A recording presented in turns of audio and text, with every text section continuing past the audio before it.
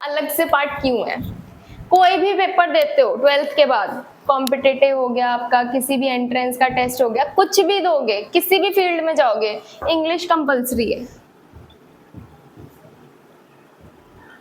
और सबसे ज्यादा वेटेज इंग्लिश की ही होती है, मतलब जो भी आपके पास लैंग्वेज है, जो कि मोस्टली हम सबके पास इंग्लिश ही होगी, सबसे ज्यादा वेटेज जो है हमारी इंग्लिश की रहती है। फॉर एग्जाम्पल मेरे और मानसी के सेम मार्क्स हैं सीयूईटी के अंदर, अगर मेरे इंग्लिश में ज्यादा है तो मेरे को पहले बेनिफिट मिलेगा, मेरे को पहले प्रायोरिटी मिलेगी, उसको नहीं मिलेगी।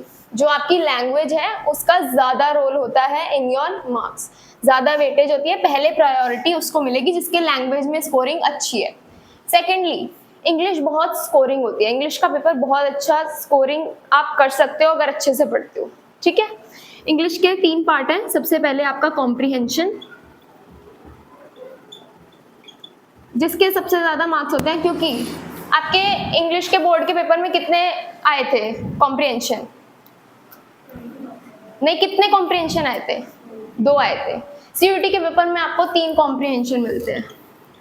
बिल्कुल सेम वे है आपका जो 12th में होता है, 11th में होता है, 10th में होता है, बस क्वेश्चन में राइटिंग वाला जो पार्ट है, क्योंकि आपके 12th में कुछ क्वेश्चंस ऐसे आते हैं जिसमें 1 स्टेटमेंट देना होता है, यहां पूरा का पूरा 100% ऑब्जेक्टिव है।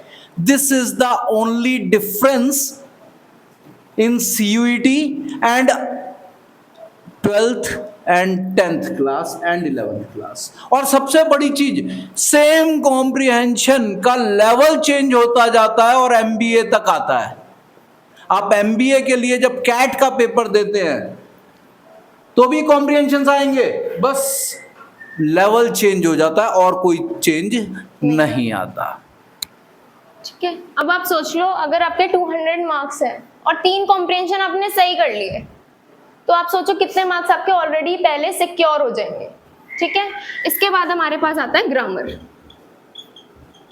ग्रामर में हमारी पूरी इंटीग्रेटेड ग्रामर जो हमने बचपन से पढ़ी है, जिसके अंदर हमारे parts of speech, tenses, subject verb agreement, active passive voice, speech,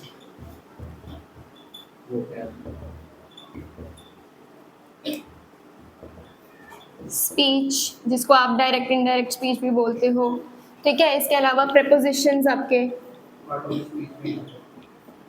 ये सारे जितने भी हैं आपका इंटीग्रेटेड ग्रामर आता है और इसका लेवल अच्छा आता है, ऐसा नहीं है बच्चों वाला आएगा, अच्छा लेवल आता है। तो आपको इसके अंदर मेहनत करनी पड़ेगी, जितनी ग्रामर की प्रैक्टिस करते हो करो, क्योंकि स्कोरिंग होती है ग्रामर। अगर आपको एक कॉन्सेप्ट क्लियर हो गया तो उस पर आपको कोई भी क्वेश्चन दे दे वो आप सही कर सकते हो। और अगर आपने ग्रामर और कॉम्प्रिहेंशन सेक्शन सही कर लिया ना तो बहुत अच्छा होगा, क्योंकि वोकैबुलरी में बच्चों को दिक्कत आती है। वोकैबुलरी इज वेरी वास्ट, कितने भी सिनोनिम्स पढ़ लो, कितने भी एंटोनिम्स पढ़ लो, जब पेपर आता है याद नहीं रहते। तो ये जो है 2 सेक्शन, ये सबसे ज्यादा स्कोरिंग है। जितनी प्रैक्टिस करोगे उतना अच्छा है, उतना अच्छा स्कोर कर पाओगे। थर्ड आता है आपका वोकैब। अब देखिए, वोकैबुलरी का सबसे बड़ी प्रॉब्लम क्या रहती है, वोकैबुलरी हम लोग पढ़ना तब शुरू करते हैं जब पेपर हमारे सिर पे आ जाता है। जो बच्चे मेरे से ऑलरेडी पढ़ रहे हैं, मैं उनको शुरू से बोल रहा हूँ, भाई अपनी वोकैबुलरी तैयार करो, डेली के 2, 3, 4, 5 वर्ड करो, डेली बोलता हूँ करो।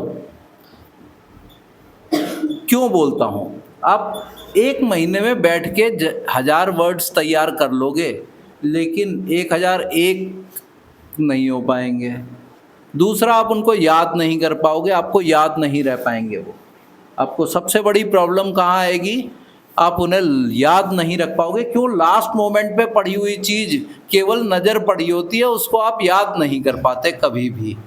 तो यहाँ वोकैबुलरी बड़ा इम्पॉर्टेंट रोल प्ले करती है। ठीक है, सो वोकैबुलरी का क्या क्या पार्ट है हमारा? सिनोनिम, एंटोनिम, सबसे मेन पार्ट है। 3 से 4 क्वेश्चन इसके आते हैं। ठीक है, 3 से 4 क्वेश्चन में इसके अंदर जो है आएंगे और आपको इसको प्रैक्टिस करनी पड़ेगी। डेली के 5 करो, 10 करो, अभी से करना स्टार्ट करोगे तब जाके कुछ होगा, नहीं तो नहीं पता लगेगा कि कौन सा वर्ड आ गया, इसका क्या मीनिंग होता है। आपको कैसे क्वेश्चन आते हैं? इसका सिनोनिम बताओ। इसका इंटोनिम बताओ। जब आपने वर्ड ही नहीं सुना होगा तो उसका सिनोनिम और इंटोनिम आप कैसे बता सकते हो। नेक्स्ट होते हैं आपके इडियम्स एंड फ्रेजेस, जो कि आपके मुहावरे हो गए, ठीक है। नेक्स्ट एडिटिंग आती है, करेक्ट स्पेलिंग आती है। आपको 4 स्पेलिंग दे दी, ठीक है। आपको पूछ रहे हैं कि इसके अंदर से कौन सी सही है, पता होना चाहिए ना। जब तक पढ़ोगे नहीं स्पेलिंग कौन सी सही होती है, बहुत सारी स्पेलिंग्स है जो कि लोग जिसमें कंफ्यूज हो जाते हैं। फॉर एग्जाम्पल बिजनेसमैन, अभी आधों को पूछूंगी नहीं आती होगी, आधों को पूछूंगी नहीं आती होगी, क्या होती है स्पेलिंग बिजनेसमैन की? गुड, ठीक है। अब जिनको नहीं पता था उनको पता लग गया होगा कि मेरे को नहीं आती थी। तो ऐसे बहुत सारी स्पेलिंग है जो कि गलत होती है, आप स्टार्टिंग से पढ़ते आ रहे हो, आप कभी ध्यान नहीं देते, तो आपको पढ़ना पड़ेगा। इसके अलावा जो है आपका क्लोज टेस्ट आता है। क्लोज टेस्ट में आपको एक पैराग्राफ दिया जाता है जिसके अंदर आपको ब्लैंक्स, जैसे हमारा रीअरेंज वो आता था प्रेपोजिशंस की, ये वाला इसमें फिर 4 ऑप्शंस दे दिए, उसमें से एक पिकअप करना होता था। ऐसे हमारा क्लोज टेस्ट होता है। रीअरेंजमेंट ऑफ द सेंटेंसेस, ठीक है, आपको सेंटेंसेस को अपने हिसाब से लगाना पड़ेगा, जो जहाँ पे सही रहता है। ABCD PQRS की फॉर्म में आता है ये मेनली, ठीक है। तो ये 3 पार्ट हैं हमारे इंग्लिश के, जो कि अगर आपने अच्छे से कर लिए तो आपका CUET में सिलेक्शन हो जाएगा, क्योंकि जो इंग्लिश है वो सबसे ज्यादा वेटेज की होती है। इंग्लिश आपने निकाल ली और बाकी सब थोड़े बहुत भी कर लिए ना, फॉर एग्जांपल 200 में से आपने 189 190 के आसपास मार्क्स ले आया इंग्लिश में, और बाकी सब में आपके 130 140 150 ऐसे करके भी है, तो भी आपका सिलेक्शन किसी ना किसी कोर्स में तो हो ही जाएगा। इंग्लिश को सीरियस नहीं लोगे कहीं कुछ नहीं हो पाएगा, क्योंकि ये मेन पार्ट है, इसकी वेटेज आएगी। और अगर ये नहीं क्लियर कर सकते इसका मतलब डोमेन भी वीक है। ऑब्वियसली जिसको इंग्लिश बेसिक आप जो स्टार्टिंग से पढ़ रहे हो वही नहीं समझ हो पा रही, वही नहीं आ रही, वही नहीं कर पा रहे, तो आप डोमेन कैसे अच्छे से करोगे।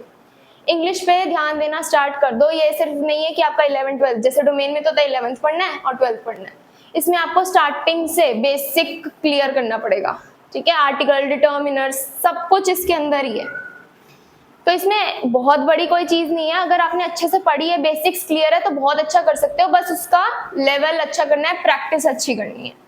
ये इंग्लिश का पार्ट बहुत इजी है और बहुत मुश्किल भी है, ठीक है। इंग्लिश का देखिए बड़ा सिंपल सा है। आप लोगों की तो मातृभाषा इंग्लिश है, हिंदी तो आप लोगों को आती नहीं है, ठीक है। इंग्लिश में बस प्रॉब्लम कहाँ आती है, लेवल की अंतर आता है। Level through out your career जितने आप प्रोफेशनल एग्जाम्स दोगे, एंट्रेंस एग्जाम दोगे, सबका सिलेबस सेम है।